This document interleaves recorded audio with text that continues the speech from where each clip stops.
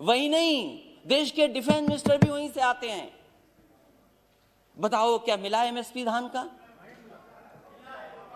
उसके बाद केवल यही नहीं है, न जाने कितने गवर्नर उत्तर प्रदेश से बनकर के दूसरे प्रदेश में बैठे हैं।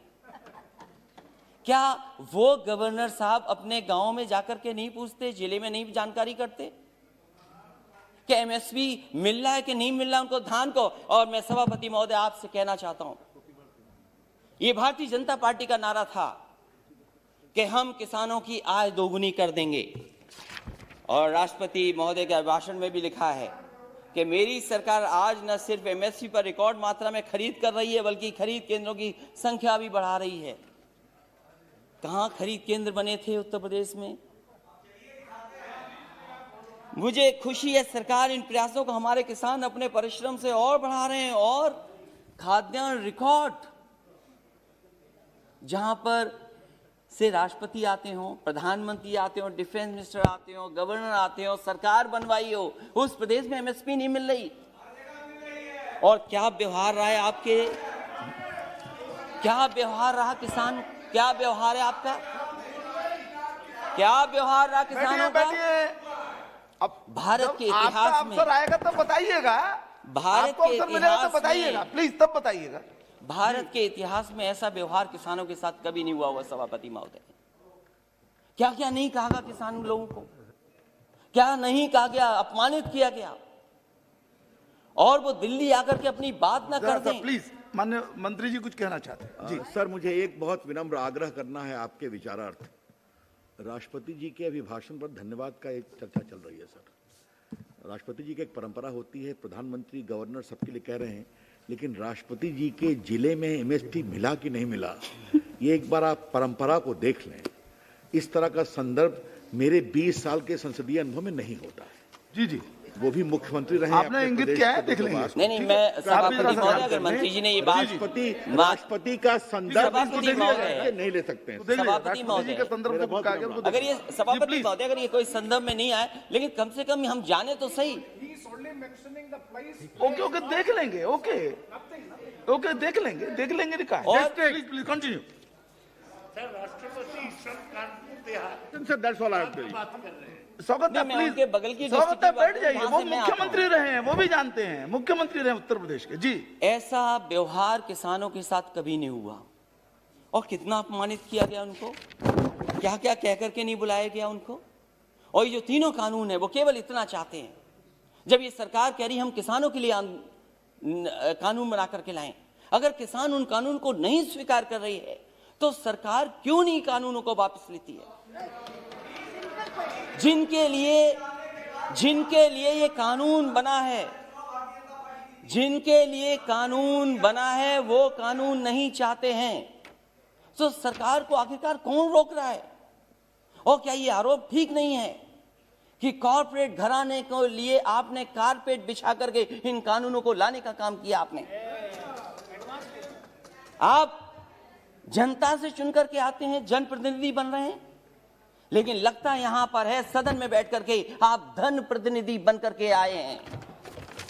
और क्या कहते हैं आप? जो लोग आंदोलन कर रहे हैं उनके लिए आप क्या कहते हैं? जो आंदोलन, ये देश आजाद हुआ आंदोलन से, न जाने कितने अधिकार मिले आंदोलन से। वोट डालने का महिलाओं का अधिकार आंदोलन से मिला, न जाने कितने आंदोलनों से नेता निकले बन करके।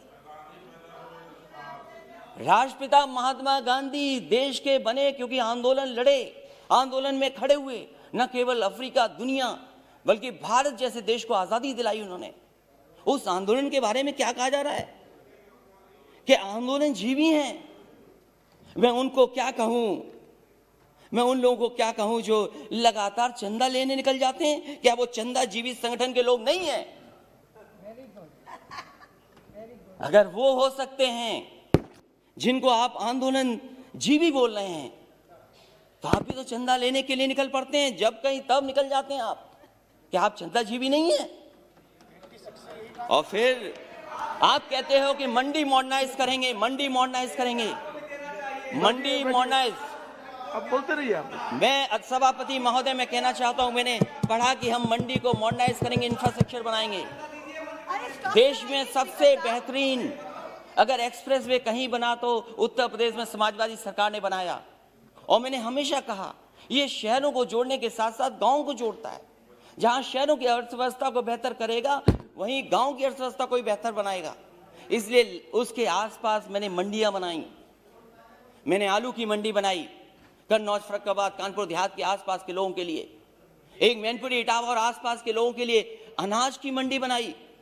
अरे बाबा रामदेव जी से बहुत योगा सीखते हैं ये लोग। उन्हें भी मैंने 500 एकड़ जमीन दी एक मंडी बनाने के लिए। आम की मंडी बनाई। मैं इनसे जानना चाहता हूं, लाखों करोड़ों रुपए इन्होंने मंडियों के इंफ्रास्ट्रक्चर के लिए दिए थे, वो पैसा कहां चला गया?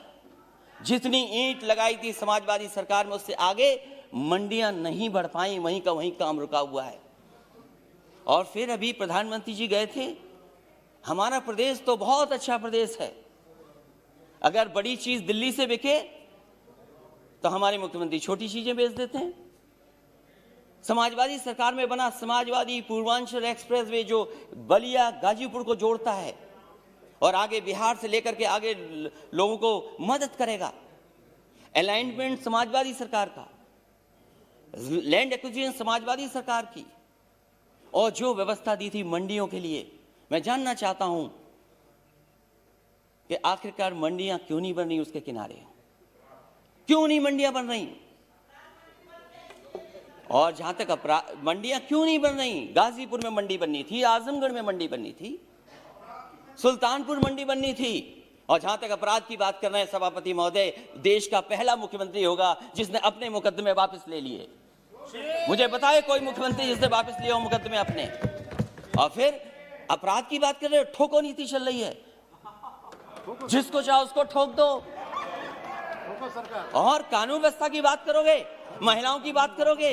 मेरी माता जी बैठी हैं, महिलाओं पे बहुत चिंतित रहती हो। जाओ क्या हालत है उत्तर प्रदेश में माताओं बहनों की, और अपने आंकड़े निकाल करके देखो क्या आंकड़े हैं। सबसे ज्यादा अपराध अगर कहीं हुआ है तो महिलाओं के साथ अपराध उत्तर प्रदेश में हो रहा है। तो इसलिए सभापति महोदय मैं कहना चाहता हूं, राष्ट्रपति जी के अभिभाषण पर बोलिए ना। सभापति महोदय दूध की भी बात हुई, दूध की बात हुई। बैठिए कुछ। सभापति महोदय दूध की भी बात हुई, प्लीज बैठ जाइए। मैं इनसे जानना चाहता हूं, उत्तर प्रदेश सरकार ने जब समाजवादी सरकार थी तो गुजरात का अमूल प्लांट वहां लगाए, 5-5 लाख लीटर के 2 प्रोक्योरमेंट के प्लांट लगे। मदर डेयरी का प्लांट लगा, प्रोक्योरमेंट बढ़ा, प्रोडक्शन बढ़ा। 4 साल गुजर गए, एक नया प्लांट मिल का नहीं लग पाया। और दुख तो तब होता है जब लखनऊ के प्लांट में, अमूल में, वहां के लोगों का दूध नहीं प्रोक्योर हो रहा, गुजरात से आकर के प्रोक्योर हो रहा है दूध। वहां पर सरकार बनाए उत्तर प्रदेश, लाभ किसको मिले? इसलिए सभापति महोदय, समय मेरे पास आपने कम दिया, मैं धन्यवाद देता हूं, लेकिन मेरी यही गुजारिश है कि जहां किसान की जान चली गई है, मैं श्रद्धांजलि देता हूं, उनके परिवार के लोगों को नौकरी मिले। ये ऐसा दुर्भाग्य है जहां किसान अन्नदाता हमारा बैठा और सरकार नहीं सुन रही। और अहंकार तो बड़े बड़ों का नहीं बचा, ये वो